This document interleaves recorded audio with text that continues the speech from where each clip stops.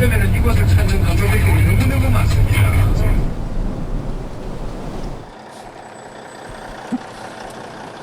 굽이굽이 산자락 커브길을 버스가 조심스럽게 달립니다.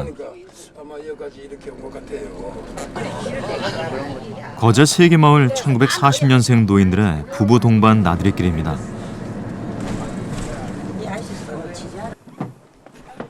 공교롭게도 버스 운전을 하며 이들을 안내하는 버스 기사도 동갑내기 노인입니다.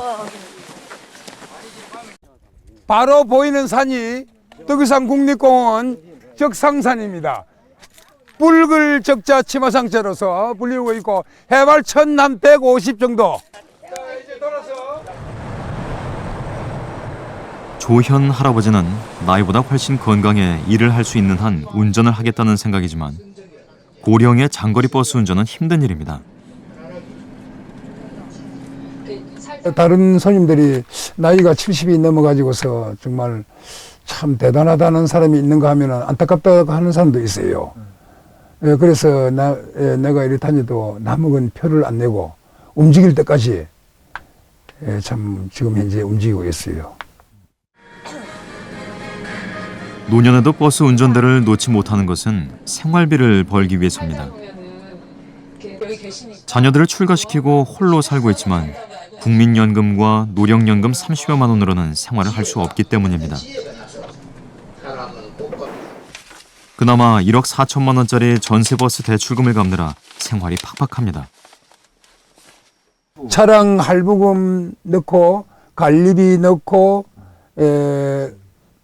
지임료 넣고 이것저것 떼다 보니까 성수기 때는 약 한 120 정도 가져가고 그다음에 비수기 때는 손님이 별로 없기 때문에 차를 찾는 그 고객들이 별로 없기 때문에 약 가져가는 돈이 약 한 50 정도 만 원 가져가서 빠듯하게 생활하고 있습니다.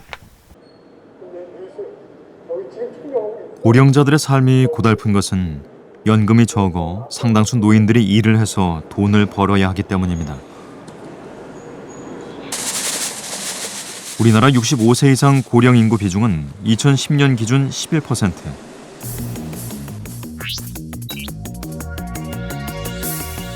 빠른 고령화에도 불구하고 60세 이상 노인들의 60% 이상은 본인들이 생활비를 마련하고 있고 생활비의 절반 이상은 일을 해서 충당하고 있습니다.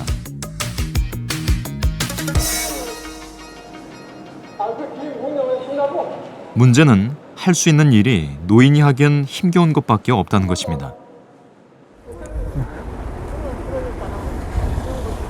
절로 쑥 들어가가지고 바로 일을 바짝 붙이셔야 돼요. 더 좀 붙여 더. 그래.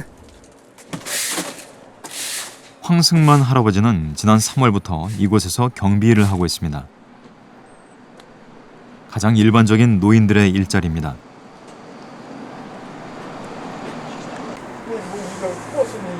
어느새 점심시간.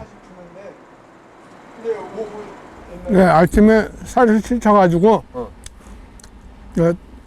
와요. 와가지고 밥 정해놓고 물만 부으면 밥이 되게끔 하거든요. 반찬을 저기 집에서 이렇게 싸가지고 오고 이렇게 점심 식사를 하고 있어요. 양반들은 동사무소에서 모아놓은 돈도 없고 연금 22만 원으로는 부부가 여생을 보낼 수 없기 때문에 2교대 야근의 힘든 일이지만 일터로 나옵니다. 그나마 일을 할 수 있어 행복하다는 할아버지. 우리나라 60대 이상 노인 대부분이 6.25 이후 힘든 세월을 보냈고 자식 키우기도 바빠 노후 준비는 엄두도 못 냈습니다. 큰 병이 또 아팠어가지고 또 병원 또 생활을 또 하다 보니까는 뭐 일 못하지. 병원비 들어가지. 하다 보니까는 뭐 모은 거 없지. 그리고 또 뭐 자녀들 2남 1년대 3남매 다 대학 다 가르치고 해가지고 지금은 이제 다 직장 가고 이제 자기는 이제 밥벌이 하고 이제 뭐 잘 살고 있으니까 뭐 부모로서는 뭐 그 더 이상 말할 게 없지 뭐. 장군이지. 장군은 아니다. 장군은 아니다.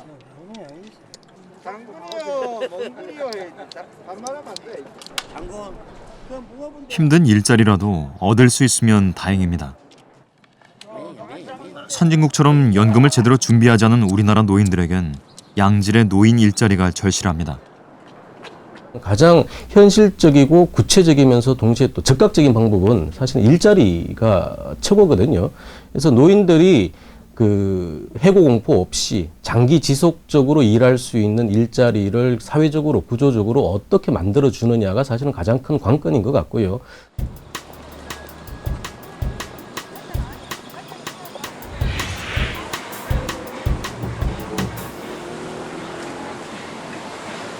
재래시장 입구에서 자리를 깔고 뻥튀기 과자를 파는 이민자 할머니.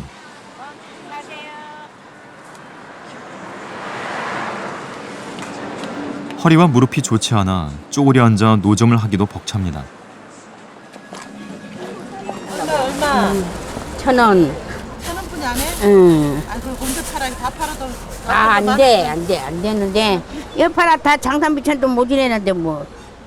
살도 못 일한다니까요. 하루 종일 일해봐야 버는 돈은 10,000원 안팎. 그나마 지난 7년간 받아오던 기초생활수급자 생계급여 25만 원이 석 달 전부터 중단돼 거리에 나앉을 판입니다. 수십 년 전 이혼 뒤 아들과 떨어져 살아왔는데 아들의 소득이 파악됐다며 수급비를 중단한 겁니다. 당장 석 달치 월세를 못 내 걱정이 태산입니다. 구청 가서 구청 가서 2달 보고 앉아서 엉엉 물어서 내가 거기서도 그랬더니 문다고 된 일이 아니라고 그러는데 그렇지만 내가 그 마음이 바쁘니까 어떻게 해. 그것도 생활라도 다못 말아도 좀 도움 좀 해주라. 네, 방세라도 내게 그렇게 사정되고 가죠. 진정서를 제출하고 결과만을 기다리는 이 할머니. 할머니처럼 힘든 삶을 살아도 자식의 소득이 있다는 이유로 정부 생계비 지원에 가슴 졸이는 노인들이 부지기수입니다.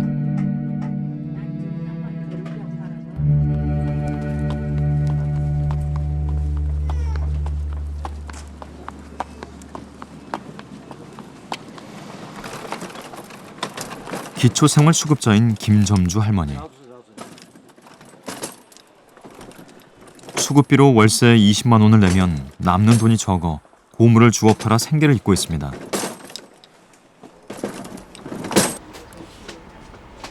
집 앞은 고물로 가득합니다. 구름마가 없고 저걸로 딸따닥하고 되게 하루 몇 번 수도 없이 들어요. 막 오르막하 들어가지고 좀 오다 쉬고 좀 오다 많이 쉬지도 못하고. 2002년 기초생활수급자로 지정됐지만 노년의 월세살이를 면하는 게 꿈입니다. 이제 월세만 안 내는 데로 이사 가면 되겠는데 월세 안 내는 데로 죽으라고 땡긴 것도 봐도 없어요. 집에서 집주인이 집 비우렇게 모레 20일 날 비우기로 했거든요. 전세 비용을 모으는 게 하늘의 별 따기인 줄 알면서도 달리 빈곤을 벗어날 길이 없어 매일 고물을 줍고 있습니다. 동네 사람들에게도 미안한 마음입니다. 왜 싫어해요? 동네에서 난리 나지. 구청에 신고를 몇 번 하다 해다가 그 생각 난 생활비 내놔라 그랬더니 그렇게 놓겠네. 아우 구청거 10분에 구청에서 3번 나와도 난 저거 내가 부자가 되려고 그런 게 아니고 내가 밥 먹고 살아야 되기 때문에 할 수 없다고 그렇게 했더니 이제는 안 맞다네. 우리나라 노인 빈곤율은 45%로 OECD 회원국 중 가장 높습니다. 일본, 미국의 2배 달하고 노인 빈곤율 2위인 아일랜드보다 1.5배나 높습니다.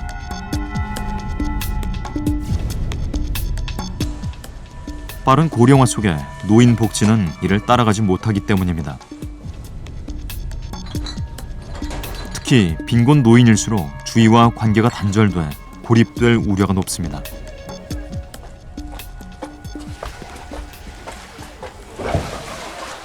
계세요. 아저씨, 연탄불 갈고 계셨네?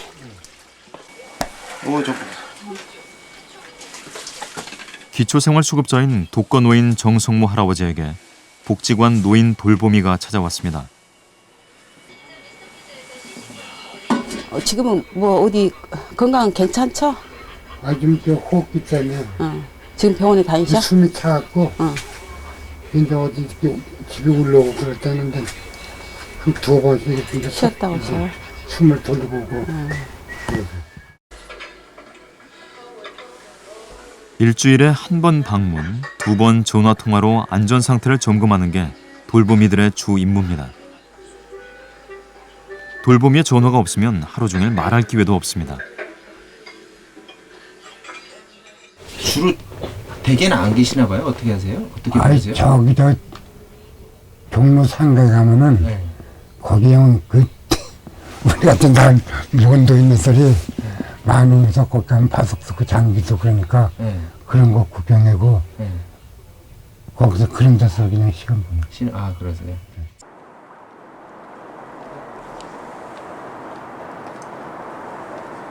노인 돌보미는 정 할아버지처럼 홀로 사는 노인들의 안전 상태를 점검할 뿐만 아니라 외로운 노인들이 고립되지 않도록 합니다.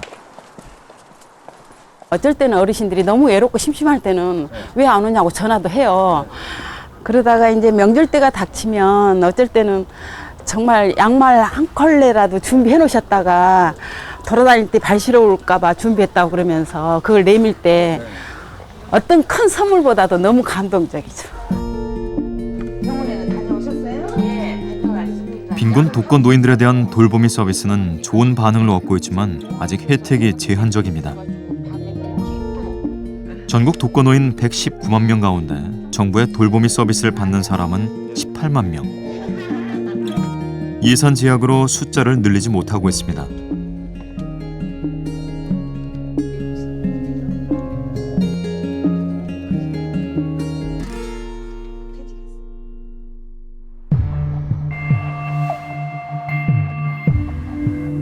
(4.11) 총선 투표일인 지난달 11일 충북 청주의 한 임대 아파트에서 72살 노인이 숨진 채 발견됐습니다. 숨진 지 열흘 이상 지난 뒤였습니다. 무슨 쓰레기 섞는 냄새가 나더니 그 지났는데도 또 그런 냄새가 나네. 거기 들어가면 입구에 들어가면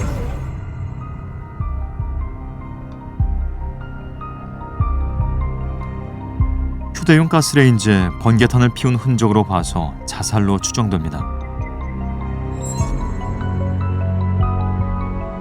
자식들과 수십 년째 소식을 끊고 살아온 최할아버지는 기초생활수급 대상자였지만 가족의 소득이 있다는 이유로 최근 정부의 일제조사 대상에 포함돼 숨지기 전 2달간 생계비를 지원받지 못했습니다. 뒤늦게 수급 대상자로 판명돼 생계비가 들어왔지만 생활고로 인한 고민과 외로움이 컸던 것으로 경찰은 추정하고 있습니다. 서로 뭐저 이렇게 주거리 밖에서 얘기를 하고 그렇게 이야기는 비웃고 서로 인사하고 그랬지. 이런 데서는 아파트는 들어가면 닭장이나 똑같아. 여기서 몇 년을 살아도 서로 대화 안 하는 사람은 모르는 거예요. 외로운 빈곤 독거 노인들일수록 숨진 지 한참 지나서야 발견되는 이른바 고립사가 자주 일어납니다.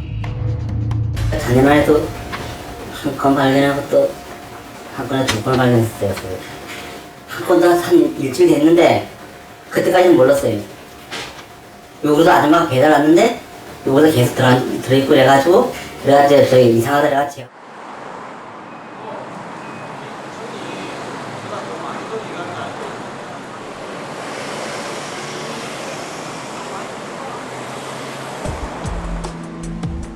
지난 3월 말 환갑을 앞둔 양모 씨가 숨진 채 발견됐습니다. 기초생활수급 대상자로 작은 쪽방에서 살아오던 양 씨는 숨진 지 열흘이 넘어서야 발견됐습니다. 우리나라에서 고립사는 이처럼 빈곤층에서 발생합니다. 건물에서 냄새가 되게 나더라고요. 그러니까 내도 장사하러 내려오니까 그런 이야기가 주변에서 그렇게 하더라고요. 그래가지고 냄새 때문에 신고를 했다. 비좁은 방은 쓰레기 더미처럼 돼 있는 상태. 벽에는 시신을 기증한다는 유언장도 붙어 있습니다. 장례를 도운 김홍술 목사는 우리 사회가 고립사의 무방비 상태라고 말합니다. 자기 부모 없고, 그다음에 자기 직계 뭐 결혼한 것도 아니고 자녀도 없고, 예, 그러니까 형제 없고, 그러니까 전혀 이제 찾을 길이 없어서 자기와의 소통과 남과의 자기 사생활 소통을 다 꺼려하는 이제 분위기로 점점 갈 뿐만 아니라, 그다음에 이런 이런 거 쪽방이라고 그러거든요. 이 쪽방에 대한 지금 뭐랄까 사회 정책, 사회복지 정책이 좀 뭔가 헛구멍이 있다고 생각해요. 급속한 고령화에 대응하지 못할 경우 일본의 전철을 그대로 밟을 것이라는 우려가 큽니다. 절대적 빈곤율이 일본보다는 훨씬 높기 때문에, 그리고 더 중요한 65세 이상의 그 보유하고 있는 그 자산이라든가 근로소득의 유지 가능성이 일본보다는 훨씬 열악하기 때문에, 그런 문제에서 놓고 본다면 일본보다 한국이 훨씬 더 그 심각한 그 상황에 도달할 수가 있을 것 같습니다. 월 15만 원, 단칸 월세방에 살고 있는 84살 고재석 할아버지는 오늘도 김치찌개 하나로 한 끼를 해결합니다.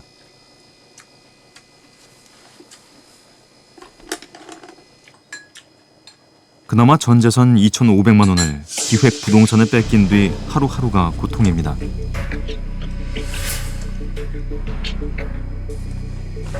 지난 2010년 12월 충남 당진에 곧 개발될 좋은 땅이 있다며 노인복지관을 찾아온 기획 부동산 직원의 그럴듯한 설명에 속아 매매 계약을 체결했습니다.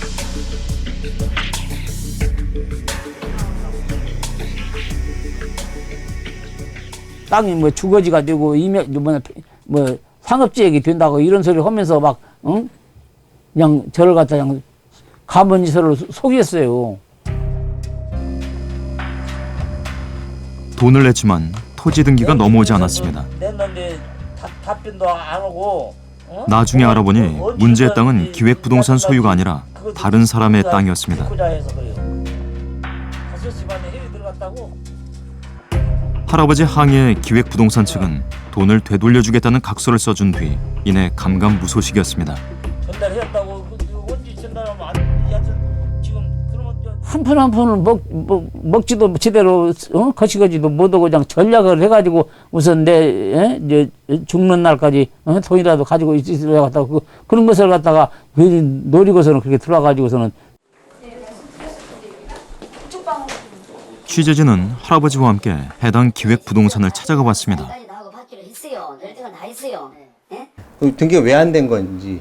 그거는 지금 그 구치소에가 있는 회장님이 어떤 사정인지 그거는 몰라요. 여기 책임자가 지금 어떤 구치소에가 있다고. 왜요? 등기 이런 거 안 나온 것 때문에. 돈을 돌려줄 수는 없고 다른 땅을 대신 주겠다고 합니다. 그대 내줄 돈은 사실은 회사에서 없습니다. 하지만은 그 못지않은 어차피 땅을 샀으니까 못지않은 땅으로 해가지고 등기 다 받았어요, 다른 사람은. 근데 이만 집에 가서 서류달라 해도 안 계셔가지고 진행할 수 없어요. 할아버지는 현금을 나눠 갚겠다는 각서를 추가로 받고 발길을 돌렸지만 고령의 할아버지가 돈을 받아낼 수 있을지 걱정입니다. 자기가 다 써서 원본 가지고 있어요 지금.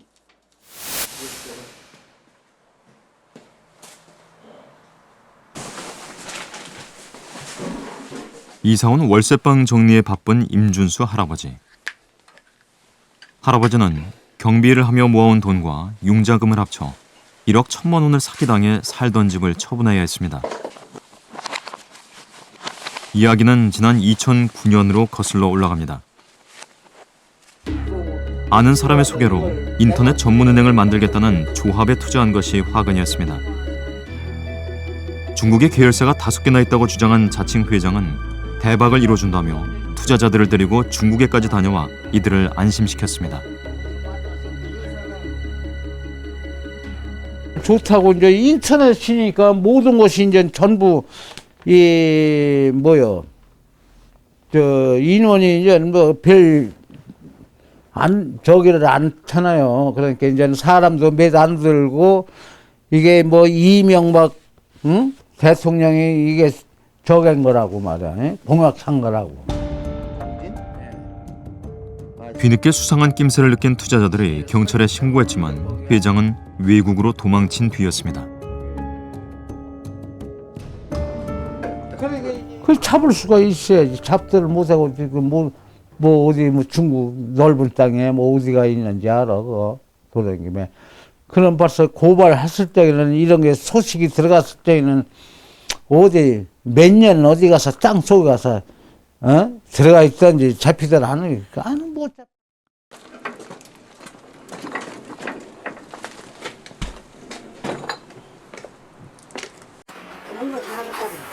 김용건 할아버지는 고물을 팔아 생계를 잇습니다. 그럼 하루 일하시면 얼마나 버세요? 하루 해봐야 이제 내가 이거 굳이 돌아다니면 2, 3천 원도 벌고 그래요. 이렇게 많이 못 벌어. 많이 번 사람은 10,000원도 2만원 번다는데 내가 새 같은 거 파이프 같은 거 새는 비싸잖아요. 근데 이런 파지 같은 건 싸. 박스 같은 거 돈도 안 돼요. 이렇게. 힘겹게 살아온 김 할아버지도 사기꾼에게 1억 3천만 원을 사기당했습니다. 그럴듯한 사무실을 차려놓은 업자가 아파트를 싸게 분양한다고 해서 1억 3천만 원을 주었는데 그것이 이중 계약이었습니다. 들어가려니까 경비들이 550 우리 때 가면 단산 명의로 되는 왜 들어가냐고 나보고 그런 소리 할 말아 이거요.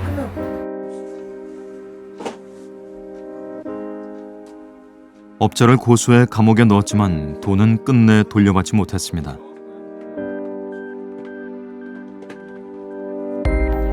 졸지에 빚더미에 앉게 된 할아버지는 충격으로 우울증에 걸리기도 했습니다. 들치면 이제 스트레스 오다가 나중에 또 우울증으로만 갖고 나도 모르고 울고 하다니다가 그럼 이제 좀 있으니까 이제 여기 갔는데 밥을 먹으면 너희들 너무 들어간 거예요. 어디 싼지 모르고 그래서 하루에 3번씩 갈아입고. 노인들은 왜 쉽게 사기에 넘어가는 걸까요? 노인들을 판매 사원으로 고용한 회사를 찾아 사기를 당한 경험이 있는지를 물어봤습니다. 나도 피해를 봤다라고 생각하시는 분이 있으면 한번 손 좀 한번 들어봤어요. 나도 피해를 본 적이 있다. 네, 한 분. 눈치 보지 마시고. 네. 앞에 줄이 많으시네요, 갑자기. 네, 또 저 뒤에는요. 여기저기서 증언이 쏟아져 나옵니다. 번쩍 들어보세요, 번쩍. 예, 번쩍 들어보세요. 네. 그게 유사 수신인지도 모르고 한 구자에 그때 30만 원인가 얼마 해서 10구자 20구자 이렇게 해서 몇천을 만들어 놓고 그렇게 해서 처음에는 돈을 잘 줘요. 근데 결과적으로 한 5개월에서 7개월 되니까 문을 삿다를 내리고 수많은 사람들이 피해를 보게 되고 전화를 사용하는 걸 소개하는 회사예요. 그때 500만 원을 넣었더니 한 달에 50만 원씩 월급을 주겠다 이거예요. 그래서 거기다 500만 원을 갖다 넣었는데 2달 정도 한 석 달인가 이렇게 있더니 문을 확 닫아버렸어요. 그래가지고 누구한테 말도 못하고. 그로부터 3주 뒤인 지난달 23일. 주식에 투자하면 엄청난 수익을 벌게 해주겠다며 투자자 돈을 가로챈 일당이 붙잡혔습니다. 노후 자금을 맡겼던 사람들, 날벼락을 맞은 심정입니다. 서울 강남에 본사를 둔 취재진이 찾았던 바로 그 회사.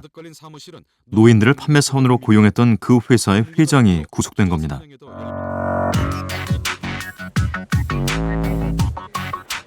주식값이 크게 오를 것이라고 노인들을 속여 비상장 주식을 파는 등의 수법으로 194억 원 상당을 가로챈 혐의입니다.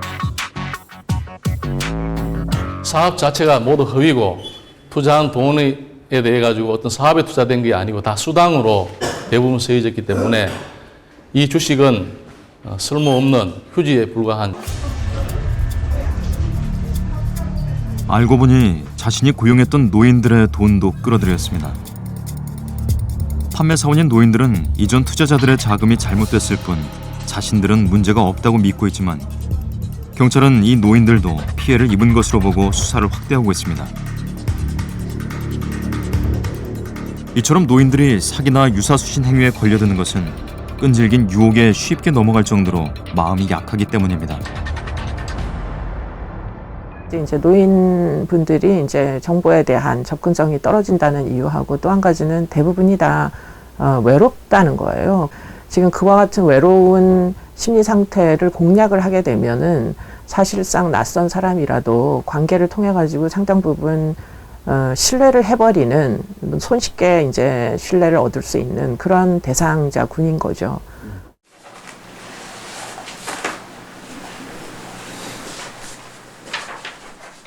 올해 76살인 김명환 할아버지는 믿었던 제도권 금융기관의 발등을 찍혔습니다.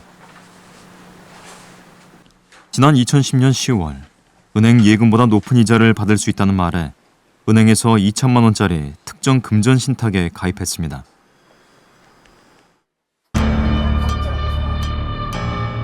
해당 신탁은 건설사 기업어음에 투자한 것으로 지난해 3월 건설사가 법정 관리에 들어가면서 큰 손해를 보게 됐습니다. 신탁은 투자 손실 위험이 있어 노인들에게는 보통 권유하지 않는 상품입니다. 이렇게 체크가 됐으니까 이거 가지고 이제 사인하고 일단 법정에서는 그렇죠. 우리 같죠. 가입 당시에 이게 위험성에 대한 설명이 전혀 없었어요. 없습니다. 전혀 없습니다. 그거는 아주 그냥 상식이에요. 대부분의 투자 상품 가입자들은 상품 가입 시 계약서를 꼼꼼히 읽어보지 않는 데다 금융 용어도 어렵기 때문에 말로 위험을 제대로 알리지 않으면 낭패를 보기 십상입니다. 이 CP를 해보시라고 처음에 권했던 직원이 아니에요, 제가, 사장님. 그럼 누가 했어? 지점장이 했어? 아닌데 처음에 하시게 된 게 지점장님하고 해서 하시게 된 거잖아요. 지점장도 책임을 떠넘깁니다.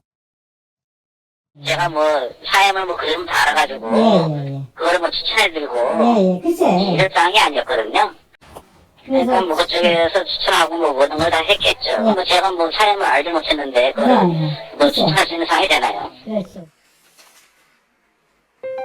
노후자금 투자 권유 때와는 다른 은행 측의 태도에 할아버지는 발만 구르고 있습니다.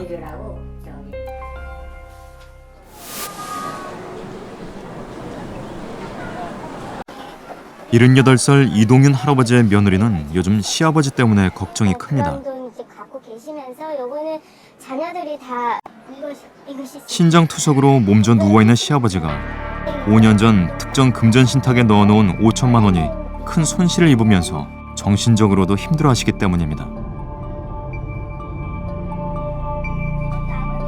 이 할아버지도 안전한 은행 상품으로 알고 신탁에 가입했지만 이건 역시 건설 시행사의 PF 대출 채권에 투자하는 상품으로 시행사 파산 이후 투자 원금의 70%가 사라졌습니다.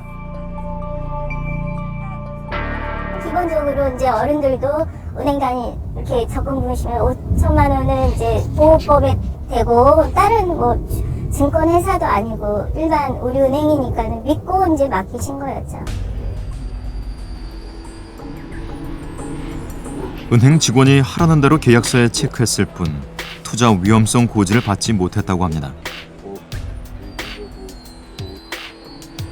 그나마 원금의 일부라도 받으려면 2015년까지 기다려야 합니다.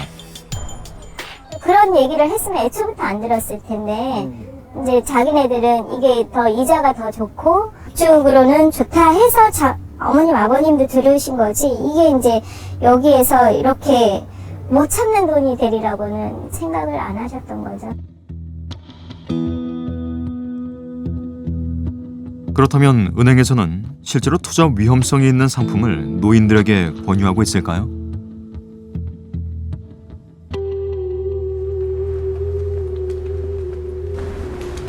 올해 64살인 노인이 은행을 방문해 상담을 해봤습니다. 방문한 7개 은행 지점 중 상당수는 펀드 등 위험 상품을 권유하지 않았습니다. 네, 안녕하세요. 그동안은 원금보장이 안 되다 보니까 원금 대출로 가실 수 있는 부분이라서 그렇게 뭐 한번에 권해드리는 건 어려울 것 같아요. 대출로 가기 저희가 안내를 못 해드릴 것 같아요. 하지만 그렇지 않은 곳도 있습니다. 은행 예금보다 낫다며 ELS 파생형, 즉 주가지수와 연계된 상품을 권유합니다. IMF 위헌 위기와 같은 사태가 일어나지 않는 이상 안전하다고 안심시킵니다. 원금 수신 날 때는 구조가 있어요. 원금 수신 날 때 그거 있네. 40% 이하로 떨어지면 40% 손실이 난다. 이렇게까지 떨어지는 건 사실은 IMF 수준이라고. 어떻게? 이렇게 떨어지면은 우리나라가 IMF 수준으로. 그때 때 내 원금 손실 날 때 있어요. IMF 수준 아니면 뭐. 그렇게까지 떨어질 가능성이 없다. 생각하시면은 이거는 이제 충족되는 거고. 수익성에 현혹될 수밖에 없습니다. 37% 정도는 500을 내줬을 때 이자가 43.5%인데 지금 1000만 원을 맡겨도 이자가 40만 원씩 안 돼요. 그만큼 좀 세미한 면에서는 훨씬 유리한데 이걸 한번 해드릴까요? 한번.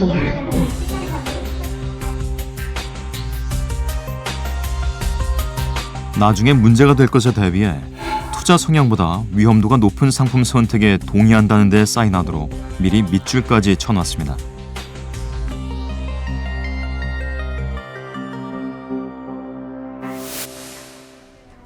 또 다른 은행 창구입니다.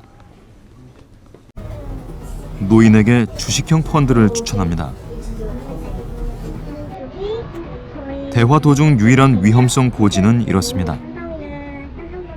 상품 자체는 아까 인덱스 펀드에 비해서는 투자 종목이 좋기 때문에 인덱스에 비해서는 조금 더 위험성 좀 있는 펀드이고요. 그다음에 목수라고 그래서 1년에 한 번씩 금융사에 수고비 쪽으로 드리는 수수료 부분이 있어서 연 2.819 정도 그 부분이 힘들 거예요. 그리고 곧바로 투자 계약 절차에 들어갑니다. 진행을 해드릴까요? 펀드 상품이 딱 보니까요. 같지만 3-4장 정도 나가실 거예요. 체크 한번 해주세요. 재미있게 보시고.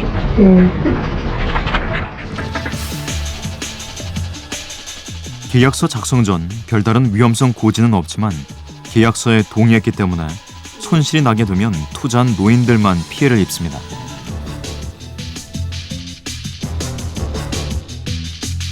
이 때문에 노인들이 고위험 금융상품에 투자할 경우 일본처럼 가족 동의를 받도록 하고 문제가 생기면 금융사가 이를 입증하도록 강제해야 한다는 지적입니다.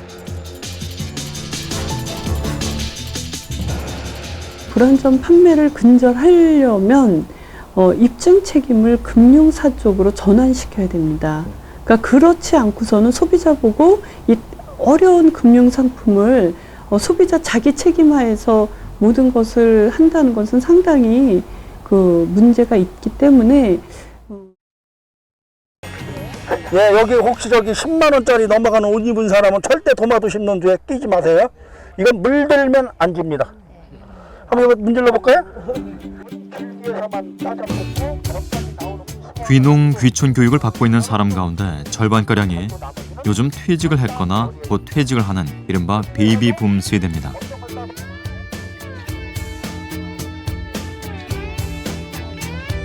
베이비붐 세대는 1955년에서 63년 사이에 태어난 세대로 곧 노년기에 접어듭니다.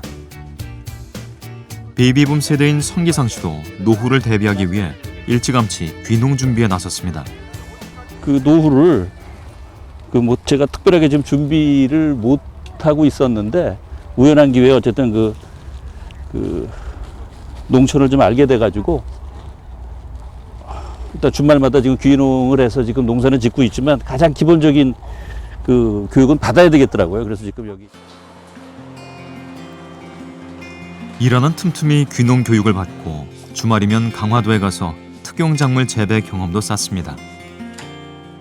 저희 세대들이 열심히 앞만 보고 달려왔거든요. 근데 이제 솔직히 그 준비가 노후에 관련된 준비를 생각을 못했던 사람이 아마 거의 대부분일 겁니다. 근데 이제 어느 날 갑자기 이 나이가 되고 보니까 보이더라고요. 그래서 이제 그나마 좀 늦었다고 생각했는데도 다행히 이제 생각이 오기 때문에 그 노후를 한번 생각하게 됐죠. 하지만 성 씨처럼 노후 준비를 미리 하는 베이비붐 세대는 극히 적습니다. 무려 700만 명이 넘는 베이비붐 세대가 곧 노년 세대에 가세하면 노후 문제는 국가적 과제가 됩니다.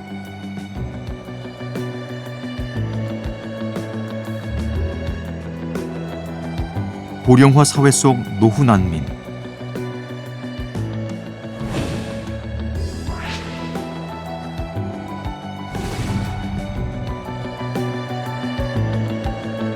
앞만 보고 달려온 대한민국이 더 이상 외면할 수 없는 현실입니다.